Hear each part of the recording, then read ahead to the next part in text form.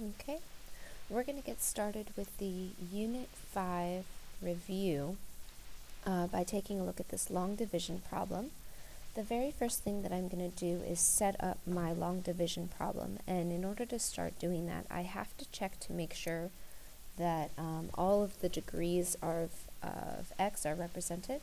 So I have a second degree here, a first degree, and 39 is 0 degrees, which means I haven't skipped anything, which means I can put my 2x squared, my 7x, and my 39 inside of my, sorry for my bad handwriting, let me try that again, my 39 inside of my division symbol.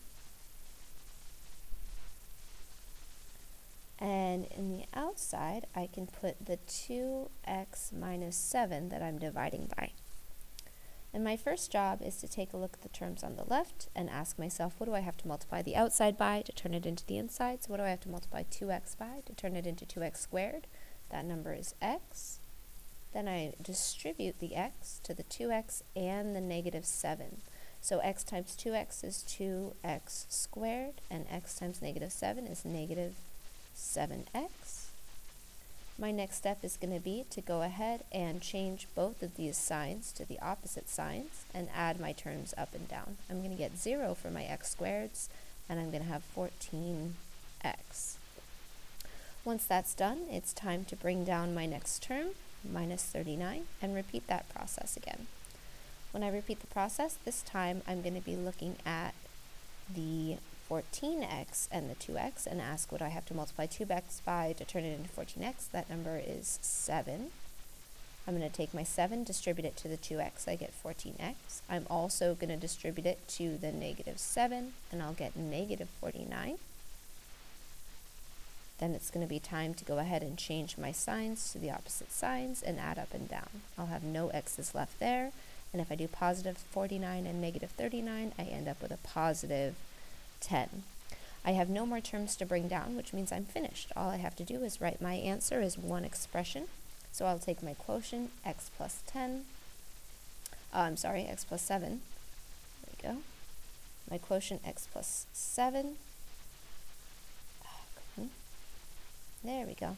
And I'll add my remainder 10, which is the only part of my polynomial that hasn't been divided by 2x minus 7. So I'll write it over 2x minus 7.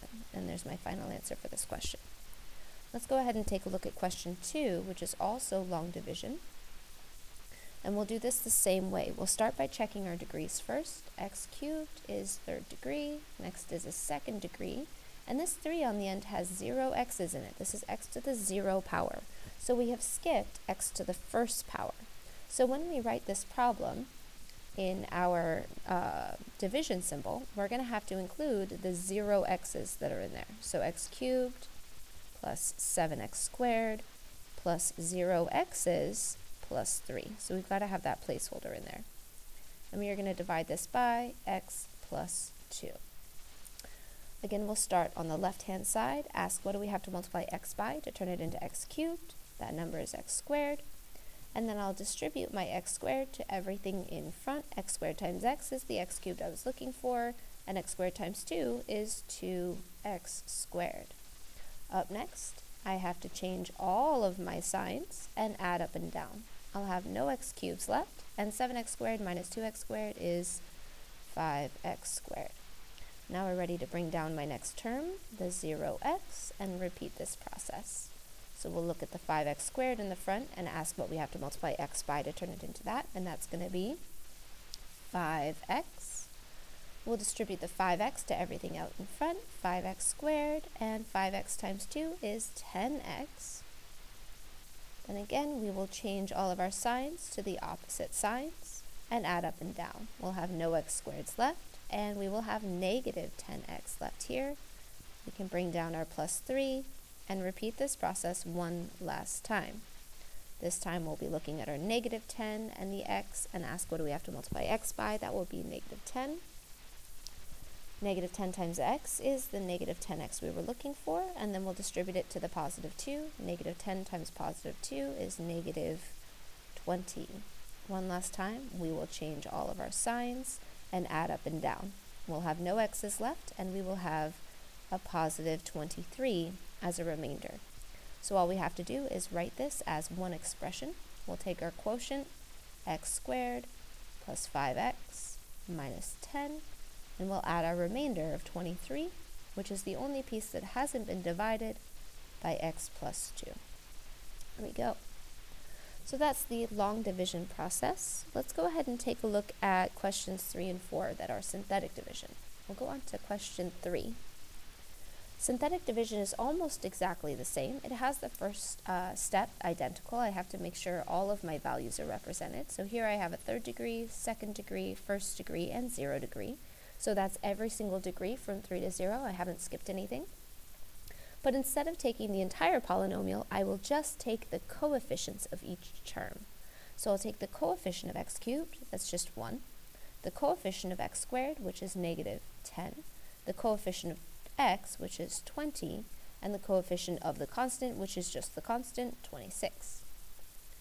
Next, I'll take the thing I'm dividing by, except instead of taking the entire term, x minus 5, I will set it equal to 0 to find the solution. In this case, the solution is positive 5, and positive 5 will be the number that I divide by. I put it in the top left corner, inside its little box. Now all I have to do is fill in the rest of my table by using my zigzag pattern. I'll start by bringing down the number 1. I'll multiply 1 by the 5 in the top left corner. It gives me a 5. I'll put that here. Then I'll add up and down. Negative 10 plus 5 is negative 5. Then again, I'll multiply that by the top left corner. I'll get negative 25. And when I add up and down, I'll get negative 5 again. One more time, I'll multiply this negative 5 by the 5 in the top left corner. I'll get negative 25. And when I add up and down, I'll get the number 1. This is my final solution. All I have to do is write it as a polynomial. The 1 in front is the coefficient of my first term in my polynomial, and it will be 1 degree lower than the term that I started with. I started with x cubed, so this is going to be 1x squared. I'm just going to write it as x squared. The negative 5 is the coefficient of the next term, which is x, so negative 5x. And then the minus 5 is the constant, which makes this 1 at the end my remainder, which again is the only piece that was not divided by my original denominator, x minus 5. Let's take a look at our last synthetic division problem. Again, we'll check to make sure we have all of our degrees accounted for. We have a third degree out front, that's a 3. Then first degree and 0, we skipped the 2. It's going to be very important that we insert the 0. Oh, I'm sorry. Let me try that again. I got a little overexcited with my markings. Third degree, first degree. Oh no, that was right. Ha ha ha ha. Okay, for third degree, first degree, and 0 degree, I did skip my second degree, so I have to make sure that I put in my 0 for my x squared when I start writing my coefficients. I have no x squareds here. So I'm going to go ahead and set up my synthetic division problem, taking the coefficients of each of these terms. So the coefficient of x cubed is the negative 5. The coefficient of x squared is 0 because I don't have any. The coefficient of x is 5, and the constant at the end is negative 7. Make sure to watch your signs and get the negatives whenever you have them. Up next, we will solve our denominator for x. So if x plus 1 was 0, then x would be negative 1. So the negative 1 will go in the top left corner. And then we're ready to divide.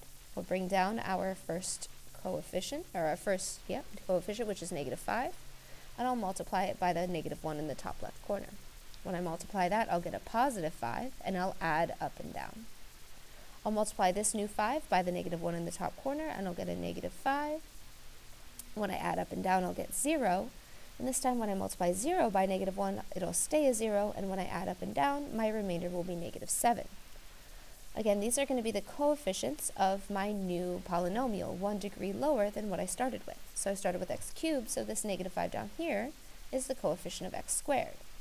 The next 5, positive 5, is the coefficient of x, and I have no constant to write at the end, so I can skip that part and just go straight to my remainder, which is negative 7, and it's the only piece that hasn't been divided by x plus 1. All right, that's the end of the first 4 problems. I'll go ahead and work on rational root theorem in the next video.